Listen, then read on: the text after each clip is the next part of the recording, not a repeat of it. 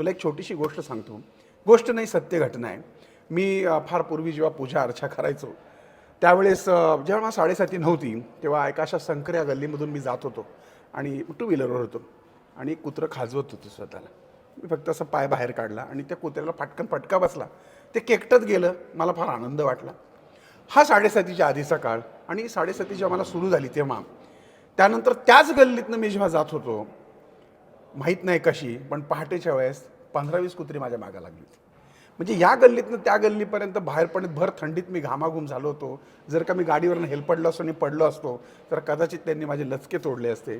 तेव्हा माझ्या लक्षात आलं, कारण मी धार्मिक आहे, तेव्हा माझ्या लक्षात आलं की अरे, त्यावेळेस मी कुत्र्याला पाय मारला, आज 15 कुत्र्यांनी माझा मावरती धाव घेतली.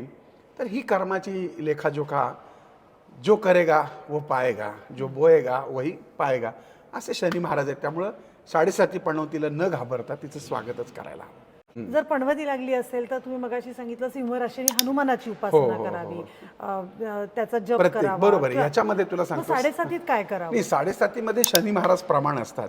कर्म चांगली ठेवायची आणि त्याचबरोबर शनी महाराजांची उपासना करायची.